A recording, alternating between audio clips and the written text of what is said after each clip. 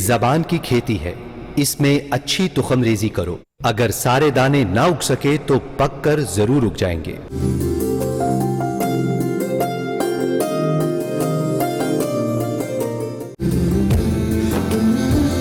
ارشاد باری تعالیٰ ہے، اللہ اور اس کے فرشتے نبی صلی اللہ علیہ وآلہ وسلم پر درود بھیجتے ہیں۔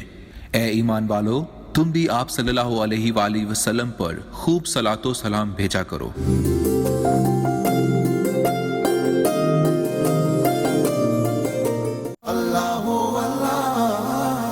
حضرت انس بن مالک رضی اللہ تعالی عنہ بیان کرتے ہیں کہ حضور اکرم صلی اللہ علیہ وآلہ وسلم نے فرمایا، سحری کھایا کرو کیونکہ سحری میں برکت ہے۔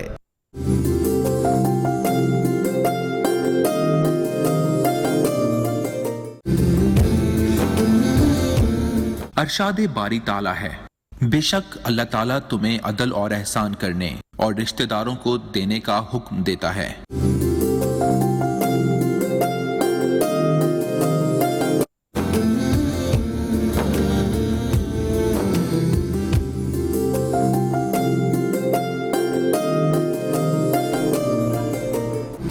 ویلکم بیک ناظرین کرام، آپ دیکھ رہے ہیں افطار صوفیات رمضان رنگ، اور ہمیں اس رنگ کے اندر بدعت کے رنگ نے جوائن کیا ہے۔ ہم یہاں نعت حضور کے ساتھ ساتھ منقبت بھی پیش کرتے ہیں تاکہ صوفیاء سے، اہل بیت پاک سے جو اظہار ہے وہ ہمارے ایمان کا بھی اظہار ہے۔ مخدوم فقار ہمارے ساتھ ہیں، ان سے کہیں گے کہ منقبت شامل کریں۔ منقبت مولا کائنات ضرور۔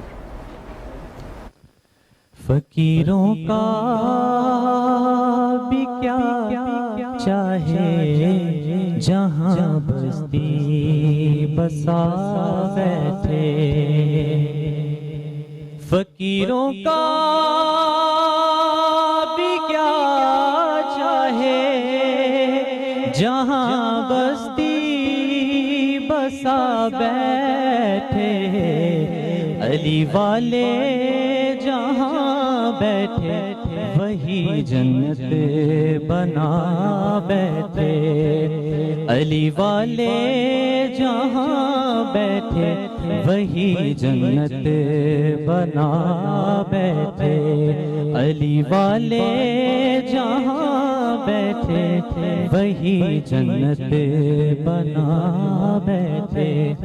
چونکہ موسم بھی کچھ خراب تھا، ہم میں سے کچھ چاہتے تو نہ بھی آ سکتے تھے، کیونکہ بہت سارے معاملات ہیں لائف کے کہ ہم موسم کی وجہ سے اس کو چھوڑ دیتے ہیں۔ تو یہاں پہ آنا ہمارا عشق کی دلیل ہے۔ شاعر کتنا خوبصورت ہے، کوئی موسم کوئی بھی وقت کوئی بھی علاقہ ہو،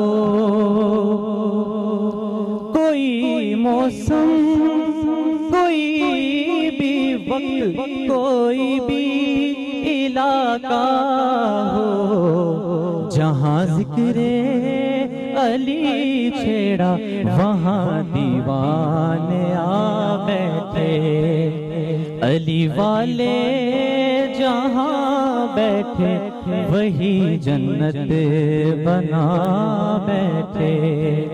اور جب محبت علی رکھنے والا اس دنیا سے جاتا ہے تو اس کی کیا کیفیت ہے، شاعری خوبصورت سے شعر میں بیان کرتا ہے۔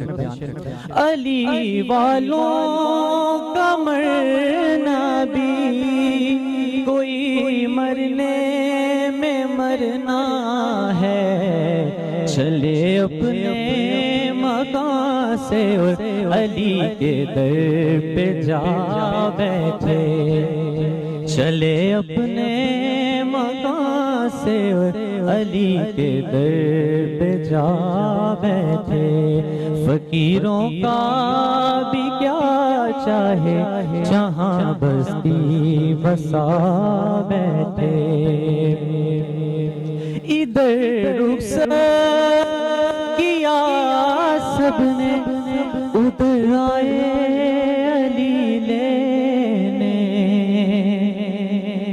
ادھر رخصت کیا سب نے ادھر آئے علی لینے، یہاں سب رو رہے تھے اور ہم وہاں محفل سجا بیٹھے، علی والے جہاں بیٹھے وہی جنت بنا بیٹھے۔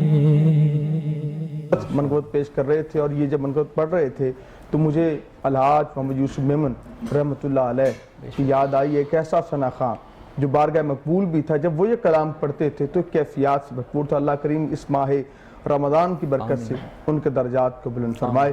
آج کا موضوع ہے کہ زکوٰۃ کن کو دینی چاہیے اور کن کو نہیں دینی چاہیے۔ یہ بھی ایک سوال ہے کہ زکوٰۃ آپ کن کو نہیں دے سکتے۔ علامہ صاحب تشریف فرما ہے، حضور زکوٰۃ ہم کنہیں نہیں دے سکتے، کیا فرماتے ہیں؟ دیکھیں جی، جو قرآن کریم نے اس کے مصارف بتائے ہیں، انما الصدقات للفقراء والمساکین والعاملین علیہا والمؤلفۃ قلوبہم وفی الرقاب والغارمین وفی سبیل اللہ وابن السبیل فریضۃ من اللہ۔ 8 جو مصارف بتا دیے گئے جی زکوٰۃ کے۔ صحیح۔ زکوٰۃ جو ہے کن کو دینی چاہیے کن کو نہیں دینی چاہیے، ابھی بات ہو رہی تھی اپنے عزیز و اقارب کو جب ہم زکوٰۃ دیتے ہیں ٹھیک ہے، تو اس پہ دوہرا اجر و ثواب ہے۔ صحیح۔ تو میں یہاں پہ تھوڑی سی وضاحت کر دینا چاہتا ہوں۔ آپ اپنے غریب بھائی کو زکوٰۃ دے سکتے ہیں، غریب بہن کو زکوٰۃ دے سکتے ہیں، غریب بھانجے کو زکوٰۃ دے سکتے ہیں، بھانجی کو دے سکتے ہیں، بھتیجا بھتیجی کو دے سکتے ہیں، خالہ کو دے سکتے ہیں، ماموں کو دے سکتے ہیں، چچا کو دے سکتے ہیں، لیکن یاد رکھیں اپنے اصول اور فروع میں آپ زکوٰۃ نہیں دے سکتے۔ اصول یہ ہے آپ اپنے باپ کو زکوٰۃ نہیں دے سکتے، اور بڑا ہی بدبخت ہوگا، بد نصیب ہوگا وہ جو زکوٰۃ کے پیسے اپنے باپ کو دے گا۔ یعنی باپ، دیکھیں زکوٰۃ تو ہمارے مال کو پاک کر رہی ہے، اور ہم اپنا مال پاک کرنے کے لیے باپ کو زکوٰۃ دے رہے ہیں، ہم اپنی ماں کو زکوٰۃ نہیں دے سکتے۔ یہ ہمارے اصول ہیں، اور ہمارے جو فروع ہیں۔ میں اپنے بیٹے کو زکوٰۃ نہیں دے سکتا، یہ بیٹا اللہ کی نعمت ہے، بیٹی اللہ کی رحمت ہے، یہ تو ہم نے اللہ سے کس انداز میں مانگ کے لیے ہیں، تو کیا ہم ان کو زکوٰۃ دیں گے؟ بیٹے کو زکوٰۃ نہیں دینی، پوتے کو زکوٰۃ نہیں دینی، بیٹی کو زکوٰۃ نہیں دینی، نواسا نواسی، یعنی اصول و فروع کو۔ اچھا، اس کے ساتھ ساتھ میں عرض کرنا چاہتا ہوں، زکوٰۃ کا نظام اگر آ جائے پاکستان میں، جو حقیقت میں ریاست مدینہ کی عملی تصویر ہے، اگر پوری دنیا میں آ جائے زکوٰۃ کا نظام، تو پوری دنیا میں امن ہو جائے گا، سکون ہو جائے گا۔ اور وہ والا جملہ سیدنا فاروق اعظم رضی اللہ تعالیٰ عنہ کا کہ اگر فرات کے کنارے پہ کتا بھوک سے مر گیا، عمر سے پوچھ ہوگی، یہ ہے ریاست مدینہ۔ اور یہاں پہ اصل ریاست فرات کا کنارہ کہاں دیکھیں، ابھی تو آپ دوسرے گھر کی بات نہیں، اگر ایک گھر میں 2 بھائی سکے رہ رہے ہیں تو ایک کا چولہا جل رہا ہے اور اگر دوسرے کا چولہا بجھا ہوا ہے، تو ہمیں تو اس بات کا بھی آج احساس نہیں ہے۔ یقین کیجئے یہ جو مال ہے، یہ جو دولت ہے، یہ عارضی ہے، اور یہ اللہ کے دیے میں سے دینا ہے، اپنا تو ہے ہی ہمارا کچھ نہیں، وَمِمَّا رَزَقْنَاهُمْ يُنْفِقُونَ ہے۔ ایک سوال میرا بھی ہے علامہ صاحب کہ اگر کوئی فیملی ایسی ہے کہ وہ زکوٰۃ کی مستحق ہے لیکن وہ زکوٰۃ نہیں لینا چاہتی، سفید پوش ہیں، وہ کہتے ہیں کہ ہم زکوٰۃ نہیں لینا چاہتے، تو ان کی مدد کی صورت اور کیا نکل سکتی ہے؟ دیکھیں جی، سب سے پہلی بات تو یہ ہے کہ آج ممبر و محراب کا یقیناً جو ممبر و محراب سے یہ آواز جا رہی ہے، آپ نماز پڑھو، آپ روزے رکھو، آپ حج کرو، زکوٰۃ کے اوپر جو آواز ہے یقیناً ممبر و محراب سے جا رہی ہے۔ میں اکثر کہتا ہوں، پہلی بات تو یہ ہے کہ آپ عبادات پہ ممبر و محراب سے بات کریں۔ زکوٰۃ ویسے تو عبادت میں آتی ہے، لیکن اس کا تعلق عبادت کے ساتھ بھی ہے اور اس کا تعلق معاملات کے ساتھ بھی ہے، ہمارے معاشرے کے ساتھ بھی ہے، ہماری سوسائٹی کے ساتھ بھی ہے۔ تو خدارا آپ عبادات کے اوپر بھی بات کیجئے، اخلاقیات کے اوپر بات کیجئے، معاملات کے اوپر بات کیجئے، معاشرت پہ کیجئے، معیشت پہ کیجئے۔ معیشت اس وقت تک ہماری درست نہیں ہو سکتی جب تک ہم اس نظام کو نہیں دیکھ پا رہے۔ دوسری بات جو آپ نے کہی ہے، دیکھیں بات یہ ہے، زکوٰۃ دیتے ہوئے یہ پوچھنا نہیں چاہیے کہ تم زکوٰۃ لیتے ہو کہ نہیں لیتے ہو، مطلب آپ کسی نہیں پوچھنا چاہیے۔ دیکھیں رب کا قرآن کہہ رہا ہے وَلَقَدْ كَرَّمْنَا بَنِي آدم، میں نے انسان کو اس کا اکرام کیا، لَقَدْ خَلَقْنَا الْإِنسَانَ فِي أَحْسَنِ تَقْوِيمٍ، میں نے اس کو آسن بنایا۔ تو اگر آپ کے گھر میں کوئی اماں کام کرنے کے لیے آ رہی ہے، آپ اس کو 2000 3000 جب دیتے ہیں، کہتے ہیں بیٹا یہ لے لو، زکوٰۃ کے پیسے ہیں، اس کے جو معصوم بچے ہوں گے ان پہ کیا بیتری ہوگی، ان کے اوپر کیا گزری ہوگی۔ آپ تحقیق کریں زکوٰۃ کا یہ مستحق ہے یا نہیں ہے، اگر مستحق ہے اس کو بتائیں نہیں۔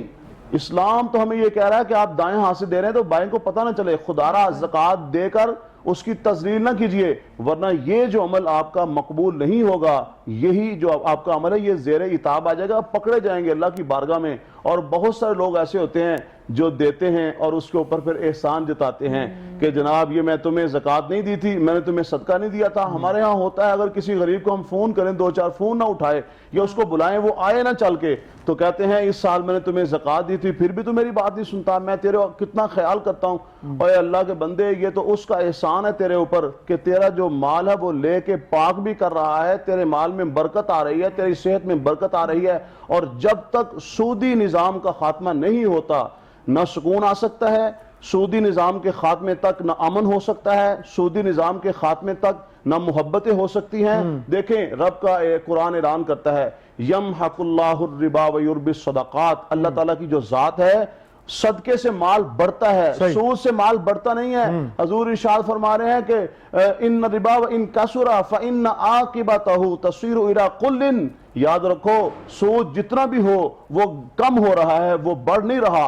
اور یاد رکھیں جن کے پاس آج سود کا پیسہ ہے وہاں بیماریاں بڑی ہیں، وہاں پریشانیاں بڑی ہیں۔ اس طرح بھی شامل کر دیں کہ سود کا آپ نے کہا نظام ختم ہونا چاہیے، لیکن یہاں پر یہ سود کا نظام ریاست ختم کرے گی تو ہوگا، کیا کہتے ہیں؟ دیکھیں ریاست بھی ہم لوگوں نے بنائی ہوئی ہے، ریاست میں بھی جو لوگ جاتے ہیں وہ ہمارے جن کا نعرہ ریاست مدینہ ہے وہاں کیا کر سکتے ہیں؟ نہیں، اس میں دیکھیں سب سے پہلی بات میں آپ کو ایک چھوٹی سی بات بتاتا ہوں۔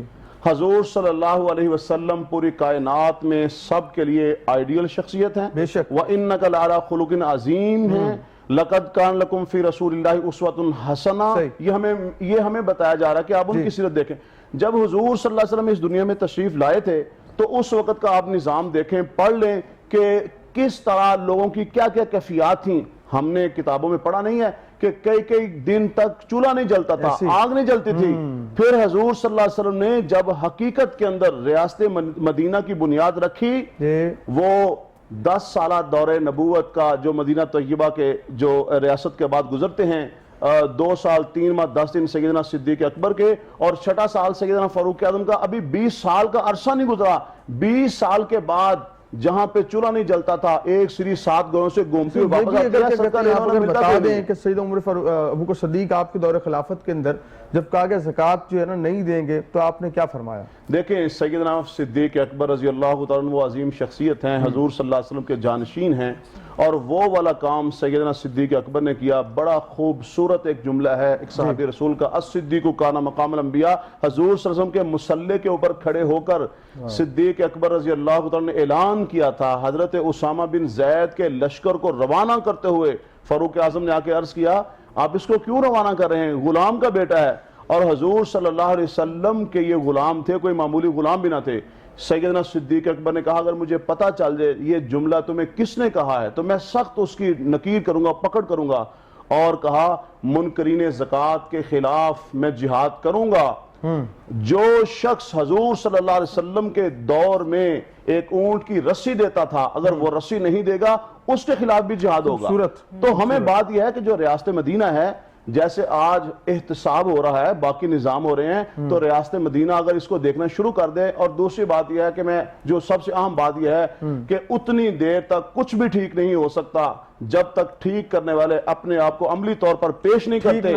حضور صلی اللہ علیہ وسلم نے اعلان کیا، کہا کہ قاتل کو معاف کیا جائے، چچا کا قتل معاف کیا، سود کو ختم کیا جائے، حضرت عباس کے بارے میں کہا سود ختم کرتا ہوں۔ تو یہ جو چیزیں ہیں اپنی عملی طور پہ اپنی شخصیت کو ذات کو پیش کریں۔ اگر ہماری حکومت ریاست مدینہ، ہمارے وزراء سب سے پہلے تو ریاست مدینہ کو پڑھیں کہ ریاست مدینہ تھی کیا۔ ریاست مدینہ کو جب پڑھیں گے پھر انہیں ایک بات پتہ چل جائے گی۔ جب سب سے پہلے دن سیدنا صدیق اکبر آتے ہیں ریاست مدینہ کی مسند پہ، تو کہا کہ ان کے لیے وظیفہ کتنا ہونا چاہیے، پے تنخواہ کتنی ہونی چاہیے؟ تو انہوں نے کہا امیر المومنین سے پوچھ لیں۔ تو انہوں نے کہا جی ایک مزدور کے برابر میں اجرت لوں گا، ایک مزدور سے زیادہ میں مزدوری نہیں لے سکتا۔ انہوں نے کہا کیسے نظام چلے گا؟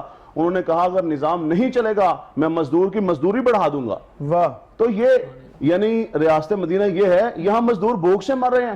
یقین کیجئے آج زکوٰۃ لینے والے بڑے لوگ ہیں، لیکن زکوٰۃ دینے والے بھی بڑے ہیں لیکن دے نہیں رہے۔ نہیں، اگر کوئی دے بھی رہا علامہ صاحب تو وہ جو ہے نا غلط ہاتھوں میں جاری ہے۔ آپ ٹھیک کہہ رہے ہیں کہ ریاست مدینہ کے صرف نام رکھ کر ریاست نہیں بن جاتی، عملی کام کرنا پڑتا ہے۔ علامہ صاحب کا یہی کہنا ہے کہ یہ جعلی ریاست مدینہ کا نام رکھ کے کام کر رہے ہیں، اس سے کام نہیں ہوگا، عملی طور پہ کام کرنا ہوگا۔ ہمارے خالد بھائی ہمارے ساتھ ہیں، ہم ان سے گفتگو کریں گے۔ کیا کہتے ہیں خالد بھائی، آخر میں آپ پیغام کیا دیں گے کہ آپ کی فاؤنڈیشن جو کام کر رہی ہے اس حوالے سے، اگر کوئی آپ کے ساتھ دینا چاہے، زکوٰۃ خیرات دینا چاہے اور اس علم کے کارواں میں شامل ہونا چاہے، تو اس کا طریقہ کار کیا ہے؟ بہت شکریہ جی. کاروان علم فاؤنڈیشن کو پاکستان اور پاکستان سے باہر ڈونیشن بھیجی جا سکتی ہے زکوٰۃ اور صدقہ دینے کے لیے. گوگل پہ ہماری ویب سائٹ موجود ہے، اس پہ سارا طریقہ موجود ہے. اس کے علاوہ ایک نمبر ہے جو ہم 24 گھنٹے سنتے ہیں، میں وہ نمبر آپ کی اجازت سے بول دیتا ہوں یہاں. وہ ہے 0300 110 3030.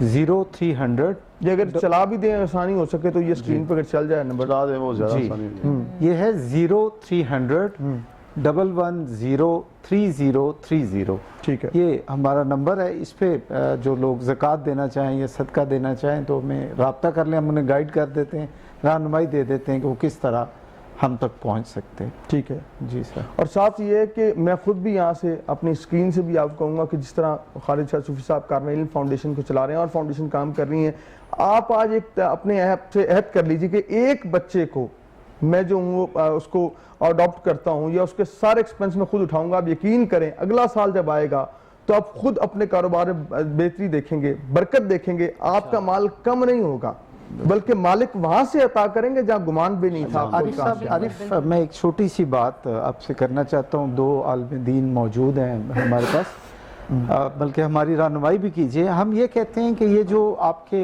مرحومین ہیں، پیارے والدین جو انتقال کر گئے، آپ ان کے سال ثواب کے لیے ایک بچہ پڑھا دیں، ڈاکٹر انجینئر پڑھا دیں، تو وہ صدقہ جاریہ کا ثواب ملتا رہے گا کہ وہ رزق حلال کمائے گا. وہ جو تو کیا یہ ہماری فکر ٹھیک ہے؟ آپ لوگ انڈورس کرتے ہیں اس کو؟ بالکل بہترین ہے. بالکل حدیث پاک میں باقاعدہ اس کا ذکر ہے، صدقۃ جاریہ کا.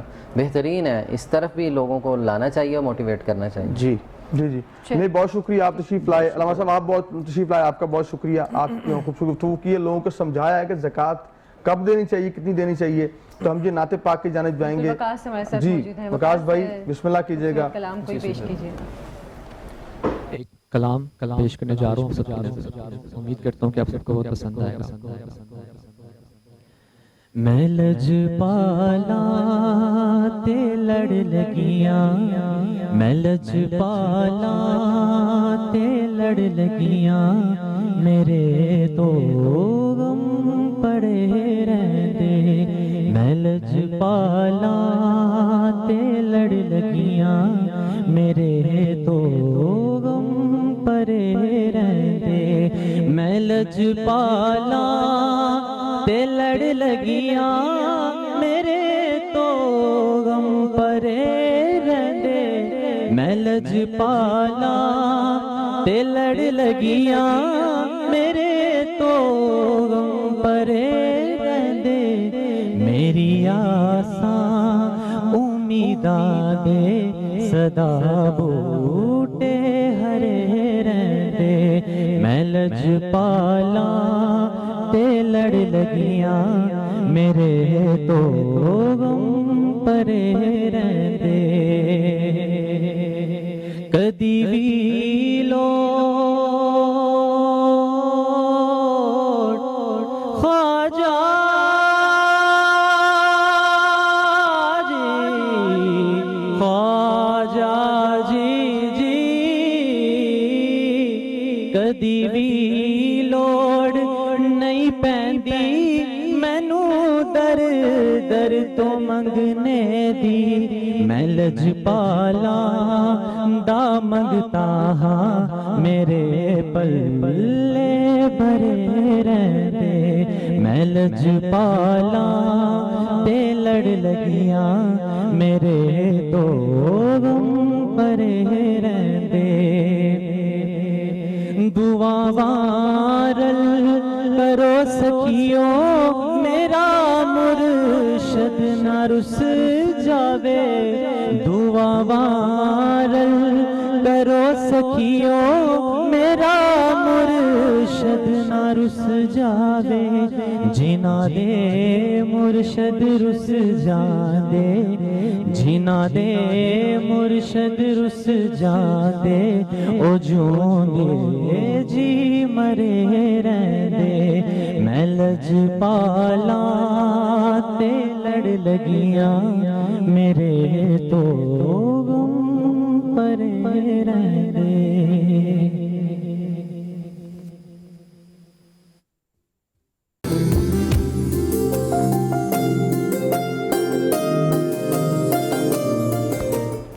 خیر مقدم جی خوش آمدید کہتے ہیں، اور ساتھ ساتھ جو ہے ہم آج ہمارا سیگمنٹ جو ہے اس کا بڑی شدت سے انتظار میں شائشہ کو بھی ہوتا ہے، مجھے بھی ہوتا ہے کہ درود کا سیگمنٹ شامل ہو جائے، ہم درود کے ذکر میں شامل ہو جائیں. اور یہ ایک ایسا سیگمنٹ جو الحمدللہ ہمیں جو ہے سعادت حاصل ہے کہ ہم یہ سیگمنٹ کو کر رہے ہیں، اور سعادت نصیب ہے کہ حضور کے ذکر کے تعلق سے کل بھی اس طرح ہم نے اسپیشل پروگرام کیا ہے اس حوالے سے.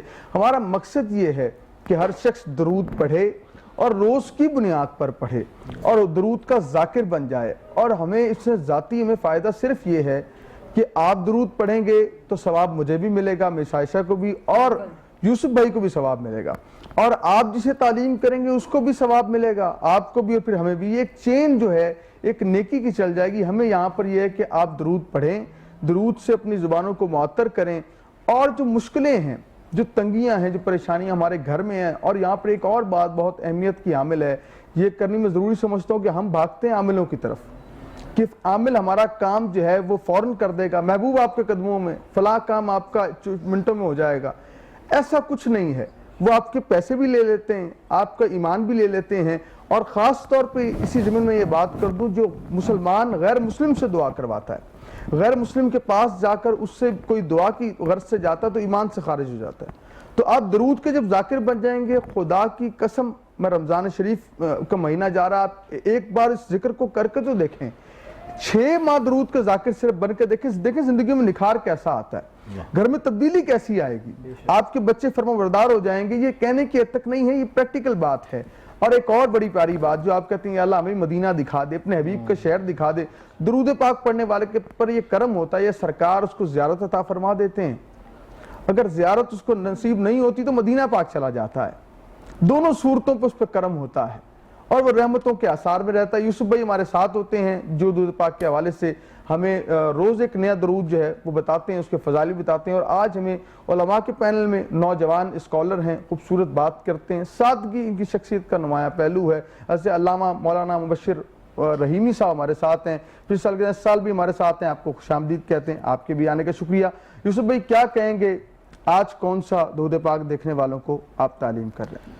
بسم اللہ الرحمن الرحیم. اللہم صلی علی سیدنا و مولانا محمد وعلی آلہ و صحبہ وبارک وسلم. آج جو درود پاک ہم تعلیم کریں گے وہ الفاظ میں مختصر، معنی میں جامع درود پاک. اس سے پہلے جو آپ نے بات کہی کہ عاملوں کے پاس جانے کی ضرورت نہیں ہے، اگر آپ درود پاک کے ذاکر بن جاتے ہیں، حضور علیہ الصلوۃ والسلام کا درود پاک پڑھنا شروع کر دیتے ہیں، تو آپ کے دنیا کے تمام مسائل اللہ رب العزت یہاں پہ ہی حل فرمائیں گے اس درود پاک کے صدقے. اور دوسرا، قبر کی منازل بھی آپ کی آسان ہو جائیں گی. یہاں پہ مجھے یاد آ رہا ہے حضرت شبلی اپنی کتاب میں لکھتے ہیں کہ میرا ہمسایہ اس کا انتقال ہو گیا، تو بعد از وصال میں نے اسے خواب میں دیکھا اور میں نے پوچھا کہ بتا اللہ رب العزت نے تیرے ساتھ کیا معاملہ کیا، قبر کی منازل کیسی رہیں؟ تو اس نے کہا کہ حالات بڑے برے تھے، فرشتے منکر و نکیر آئے تو انہوں نے کہا کہ دنیا میں تو اتنے اچھے اعمال نہیں کر سکا، تو مجھ پہ خوف اور ہیبت طاری ہو گیا. اس سے پہلے کہ میں ان کے سوالات کے جوابات نہ دے پاتا، ایک نورانی شخصیت ان کی اور میرے درمیان حائل ہو گئی. میں نے وہ جب ہم دونوں کے درمیان حائل ہوئی تو وہ منکر و نکیر مجھ سے سوال کرتے جاتے اور وہ مجھے اس کا جواب بتاتے جاتے، وہ جو درمیان میں نورانی شخصیت آئی تھی. تو میں ان سوالوں کے جواب دیتا گیا، اللہ رب العزت نے آسانی پیدا کی اور میں اس منزل میں کامیاب ہو گیا. جب میں کامیاب ہو گیا تو میں نے اس نورانی شخصیت سے پوچھا کہ آپ کون ہیں؟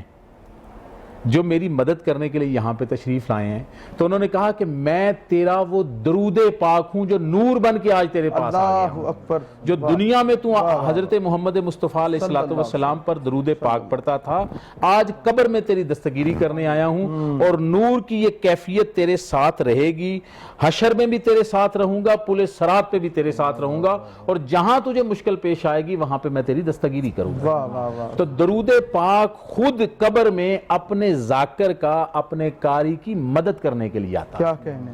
تو آج جو درود پاک ہم آپ کی اپنے سامعین کو بتانا چاہتے ہیں، وہ درود پاک الفاظ میں بہت چھوٹا ہے لیکن اس کے فضائل بہت زیادہ ہیں، اور سلسلہ عالیہ نقشبندیہ کا سب سے یعنی کہ زیادہ ذکر کیا جانے والا درود پاک ہے، ان کے وظائف میں شامل ہے۔ حضرت مجدد الفسانی رحمۃ اللہ علیہ اور میاں شیر محمد شرک پوری رحمۃ اللہ علیہ روزانہ 5000 دفعہ کم از کم خود بھی پڑھا کرتے تھے اور لوگوں کو اس کی تلقین کیا کرتے تھے، پڑھوایا کرتے تھے۔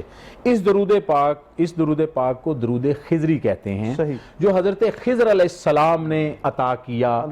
اس کا واقعہ اس طرح ہے کہ ایک بزرگ سمرقند بخارا میں ابو المظفر ان کا نام تھا، وہ جنگل میں جا رہے تھے تو راستہ بھول گئے، تو جب راستہ بھول گئے بڑے پریشان ہوئے، تو انہوں نے، اور آپ کو پتہ ہے حضرت خضر علیہ السلام کے بارے میں یہ مشہور ہے کہ وہ جو راستہ بھول جائے جو ان کو راستہ دکھاتے ہیں اور ان کی رہنمائی کرتے ہیں۔ تو حضرت وہ کہتے ہیں کہ میں نے دیکھا کہ ایک فرد نے مجھے آواز دی ہے، تو میں جب ان کی طرف جا رہا تھا تو چونکہ خود بھی اللہ کے ولی تھے، تو ان کے ذہن میں، ان کے دل میں یہ خیال آیا کہ یہ یقیناً حضرت خضر علیہ السلام ہیں۔ تو کہتے ہیں کہ میں ان کے پاس گیا تو میں نے پوچھا کہ آپ کا نام کیا؟ تو انہوں نے کہا میرا نام خضر علیہ السلام ہے، اور ساتھ ان کے حضرت الیاس علیہ السلام بھی تھے۔ تو کہتے ہیں کہ وہ مجھے ایک سواری پہ بٹھا کے اپنی منزل کی طرف، سیدھے راستے کی طرف لے کے گئے۔ تو میں نے ان سے پوچھا کہ آپ نے آقا دو جہاں علیہ السلام کو دیکھا ہے؟ تو انہوں نے کہا کہ ہاں میں نے آقا دو جہاں علیہ السلام کو دیکھا ہے۔ تو میں نے ان سے کہا کہ آپ نے آقا دو جہاں علیہ السلام کو دیکھا ہے تو آپ مجھے کوئی ایسی بات سنائیں جس کی بنیاد پہ میں یہ کہہ سکوں کہ یہ میں نے خضر علیہ السلام سے سنی اور خضر علیہ السلام نے آقا دو جہاں علیہ السلام سے سنی، تو وہ روایت مجھے سنا دیں۔ تو وہ کہتے ہیں کہ اس موقع پر انہوں نے جو روایت بیان کی، وہ کہتے ہیں کہ آقا دو جہاں علیہ السلام کی خدمت میں حاضر ہوا میں، اور حضور علیہ السلام نے ارشاد فرمایا کہ اگر کوئی شخص چاہے کہ اس کا کینے سے اس کو رہائی مل جائے، حسد سے اس کو رہائی مل جائے، اس کو جھوٹ بولنے سے رہائی مل جائے، اس کو وسعت قلبی نصیب ہو جائے، تو حضور علیہ السلام نے ہمیں تلقین کیا۔ حضرت خضر علیہ السلام فرماتے ہیں کہ مجھے تلقین کیا کہ اے خضر اس درود پاک کا وظیفہ کیا کر، اور وہ درود پاک کیا ہے؟ صلی اللہ علی حبیبہ محمد وآلہ وسلم۔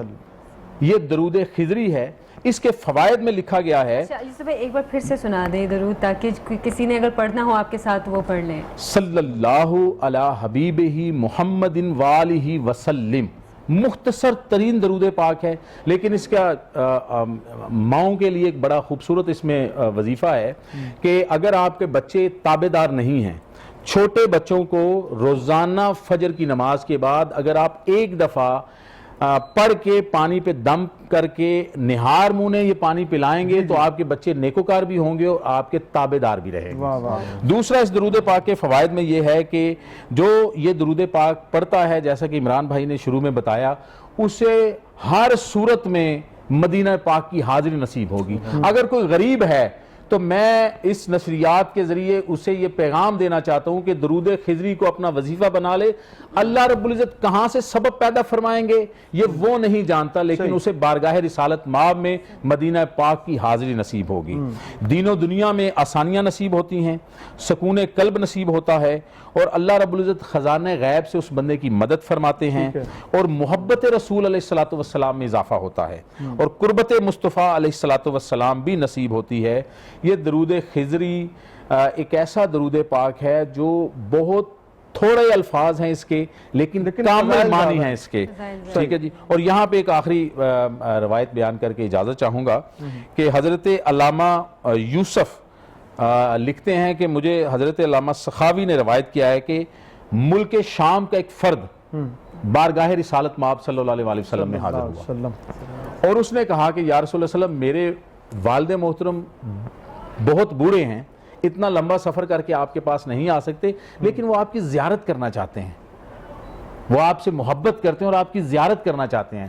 تو علامہ سخاوی لکھتے ہیں کہ آقا دو جہاں علیہ الصلوۃ والسلام نے انہیں یہ درود پاک دیا اور فرمایا کہ یہ درود پاک پڑھا کرو, 7 ہفتے اگر کوئی یہ بندہ درود پاک پڑھے تو اسے آقا دو جہاں علیہ الصلوۃ والسلام کی زیارت نصیب ہے. سبحان اللہ, سبحان اللہ, واہ واہ. تو آخری پیغام یہی کہ ہمیشہ مدحت خیر الانام میں گزرے, ہمیشہ مدحت خیر الانام میں گزرے, دعا ہے عمر درود و سلام میں گزرے.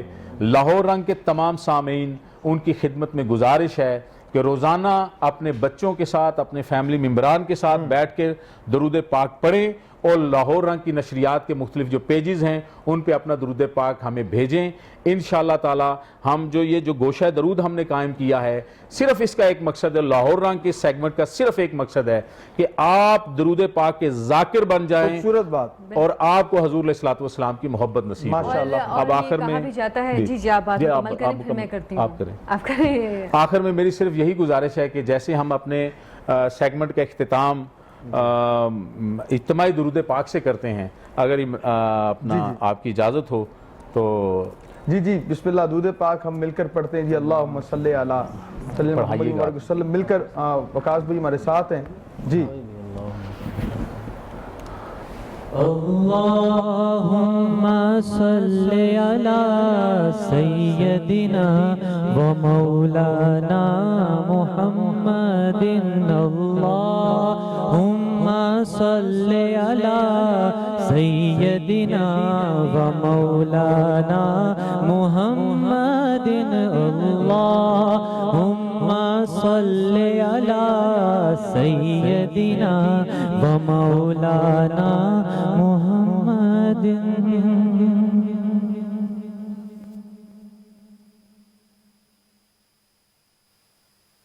تو جب تک وہ شخص وہ نیکی کرتا رہے گا, اس کا ثواب اس کے ساتھ ساتھ آپ کو بھی ہوتا رہے گا, اور اگر کسی کو گناہ کے کام پہ ڈالیں تو جب تک وہ شخص گناہ کرتا رہے گا, اس کا گناہ اس کے ساتھ ساتھ آپ کو بھی بہت بڑی بات. تو ہم تو یہ نیکی کا کام ہے جو آپ کے لیے کر رہے ہیں. اور ساتھ ایک اور عائشہ یہاں پہ شامل کر دیتے ہیں بات کہ جو درود پاک کا ہمارا سیگمنٹ ہے, ہم نے اس طرح اناؤنس کیا کہ جو درود پاک سے زیادہ پڑھے گا اور لاہور رنگ کے ہمارے پیج پر میسج کر دیتا ہے, تو اسے ہماری جانب سے نثار چرسی تکہ کا ڈسکاؤنٹڈ کارڈ جو ہے وہ گفٹ کیا جائے گا. اگر کوئی شخص جو ہے جتنا درود پاک پڑھتا ہے وہ پڑھ کر ہمیں میسج کر دیتا ہے اپنے نام کے ساتھ, اپنے ایڈریس کے ساتھ, تو وہ لاہور رنگ کے ہمارے آفس سے یہ ڈسکاؤنٹڈ کارڈ جو ہے اسے گفٹ کے طور پہ اسے مل سکتا ہے. ساتھ سپانسرز کا ذکر کر لیں کیونکہ وہ بھی ہماری آکسیجن ہوا کرتی ہیں. یہاں پہ ہم بات کریں زمزم مال کی, تو ان کا بہت بہت شکریہ. ان کا جو ہے یہ خوبصورت ان کا پروجیکٹ ہے کہ انہوں نے یہاں پر عمران خان کا جو ایک ویژن ہے کہ ہمیں اپنا گھر اپنی جنت ہے, اس کو انہوں نے پروموٹ کیا ہے, اور یہ خوبصورت مال بنائے, اپارٹمنٹس بھی ہیں اور آپ کے لیے شاپس بھی ہیں. ساتھ بات کریں نثار سے تکہ اور لاہوری فوڈ لور جو ہیں ان کے لیے پشاوری فوڈ جو ہے, پشاور کے لوگ جو پسند کرتے ہیں دم پخت خاص طور پہ, بڑا خوبصورت ٹیسٹ اور انداز ہے ان کا, اور دل نشیں انداز ہے وہاں پہ جائیں ملنے والوں کا, اور ساتھ ساتھ لذیذ ٹیسٹ ہے نثار سے تکہ کا. اور ہم بات کریں گولڈن سینڈ اپارٹمنٹس, یہ گھمن اسٹیٹس کا یہ پروجیکٹ ہے, اس کو بھی آپ وزٹ کریں, یہ بھی خوبصورت ہمارے اسپانسر ہیں. ایک اسٹیل ہمارا اسپانسر ہے. ساتھ ہم بات کریں ویوو جوس کی, تو یہ بھی ہمارے خوبصورت اسپانسر ہیں. اور ہمارے اسپانسرز کے اندر ہم بات کریں پاور کارگو سروس بھی ہمارے اسپانسر. علیم پینٹس ایک خوبصورت نام ہے پینٹ کی دنیا میں, وہ بھی ہمارے اسپانسر, ان سب کا شکریہ. اور ساتھ ہی ساتھ آج کا موضوع ہے کہ زکوٰۃ کنہیں دینی چاہیے. میں نے سوال کیا تھا زکوٰۃ کنہیں نہیں دے سکتے. علامہ ڈاکٹر عابد صاحب ہمارے ساتھ ہیں, ان سے سوال ضرور کریں گے, لیکن مبشر رحیمی صاحب بڑی صبر سے معصومانہ انداز سے بیٹھے ہیں. ان سے پوچھتے ہیں علامہ صاحب کہ زکوٰۃ کے فضائل کیا ہیں, آپ کیا فرماتے ہیں؟ الحمدللہ رب العالمین والصلاة والسلام على سید الانبیاء والمرسلین, اما بعد فقد قال اللہ تبارک و تعالی فی القرآن المجید, صدق اللہ العظیم و صدق رسولہ النبی الکریم. اللہم صلی علی سیدنا و مولانا محمد وعلی آل سیدنا مولانا محمد وبارک وسلم وصلی علیہ. جی زکوٰۃ جو ہے اللہ رب العزت کے حکم بھی ہے اور فرض عبادت بھی ہے. جی ٹھیک ہے. جو شخص اللہ رب العزت کے حکم کے مطابق زکوٰۃ ادا کرتا ہے, اللہ رب العزت کا وہ خاص الخاص بندہ ہے. صحیح. دیکھیں جی, اسلام کے بنیادی 5 ارکان ہیں. سب سے پہلے کلمہ طیبہ لا الہ الا اللہ محمد رسول اللہ صلی اللہ علیہ وسلم. دوسرا نماز کا ادا کرنا. تیسرا اہم ترین جو رکن ہے وہ زکوٰۃ کا ادا کرنا. چوتھا جو ہے وہ رمضان مبارک کے روزے رکھنا، اور پانچواں اللہ رب العزت نے استطاعت دی ہے، طاقت دی ہے حج بیت اللہ کرنا۔ دیکھیں جی یہ تیسرا جو رکن ہے یہ اہم ترین رکن ہے۔ اہم ترین رکن اس لیے ہے کہ اس پہ ہمیں غفلت نہیں کرنی چاہیے۔ اللہ رب العزت فرماتے ہیں تم نے پورا سال مال رکھا، اس میں سے پہلا حصہ نہیں، دوسرا حصہ نہیں، تیسرا حصہ نہیں، چوتھا حصہ نہیں، حتیٰ کہ 40واں حصہ میرے رستے پہ خرچ کرو۔ جب میرے رستے پہ خرچ کرو گے میں تمہیں 70 گنا زیادہ اجر دوں گا اور تمہارے مال کو پاک کر دوں گا۔ جب تمہارے مال کو میں پاک کر دوں گا اللہ رب العزت فرماتے ہیں کہ تمہارے گھر میں بھی برکت ہوگی اور رزق کے اندر بھی برکت ہوگی۔ تو اس لیے زکوٰۃ ادا کرنا ہمارے اوپر بہت لازم، اور فرمایا کہ زکوٰۃ کس پر واجب ہے؟ فرمایا کہ اس کے بعد 7.5 تولے سونا ہو، 52.5 تولے چاندی ہو، یا اس کے مال ہو یا تجارت ہو، وہ زکوٰۃ ادا کرے، اور اس پر 1 سال گزرا بھی ہو۔ علامہ صاحب یہ بھی یہ کلیئر کر دیں، 7.5 تولے سونا اگر کسی کے پاس ہے تو وہ زکوٰۃ نہیں ادا، مطلب اس کو کرنے کا حکم، جس کے پاس زیادہ ہو وہ زکوٰۃ ادا کرے۔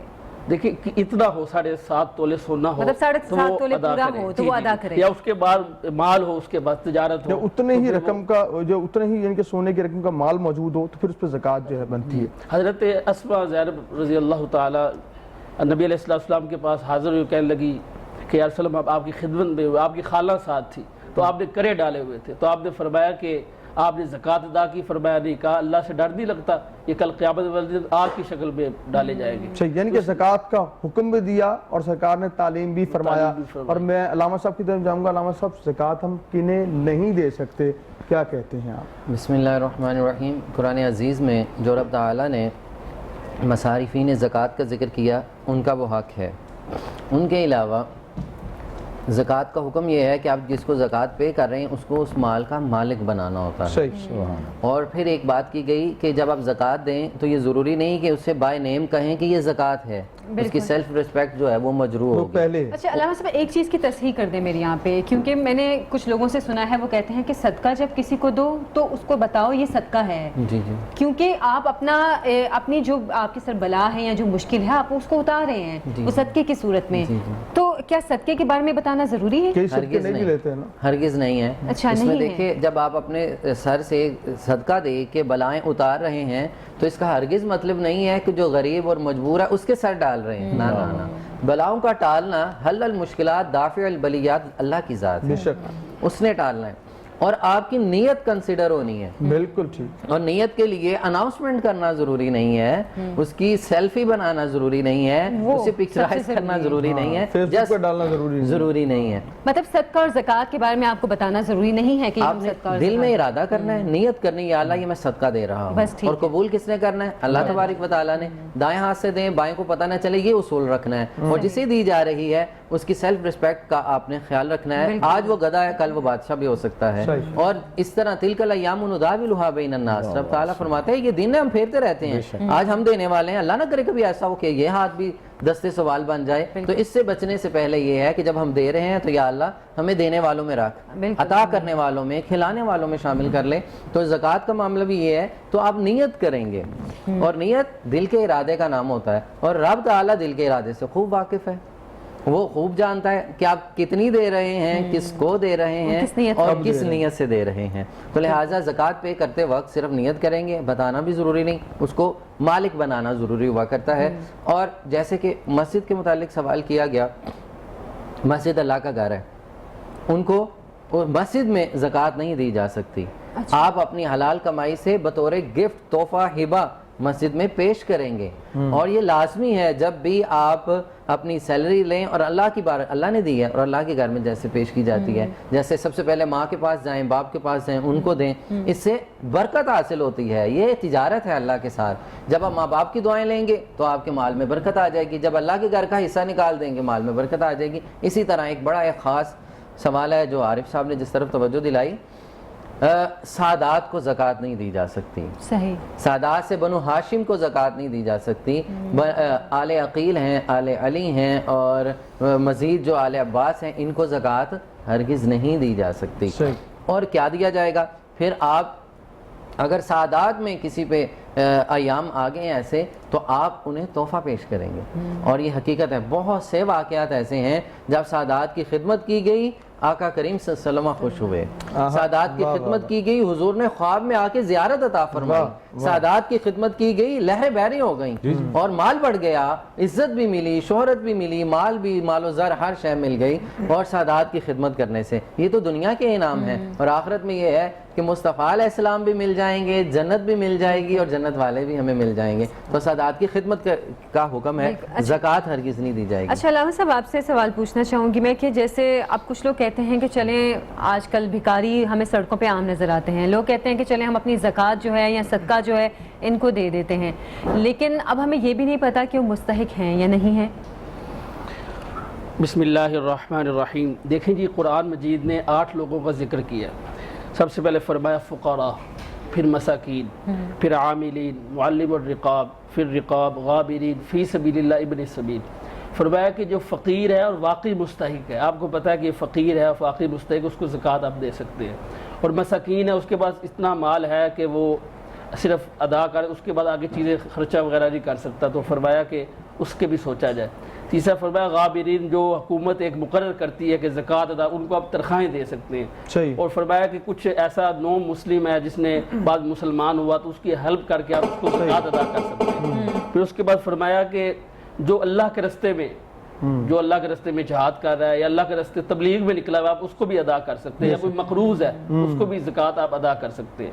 اور ایسا بھی جو مسافر ہے, اس کے پاس آگے اپنی سفر طے کرنے کے لیے نہیں ہے کچھ, تو اس کو بھی. یعنی کہ آپ یہ کہنا چاہ رہے ہیں کہ جو یہ پروفیشنل بھکاری ان کو نہیں دے سکتے. ٹھیک ہے, یہاں پہ لیتے ہیں شارٹ بریک, حاضر ہوں گے شکین کے ساتھ, کیا آپ ہمارے ساتھ رہیں گے.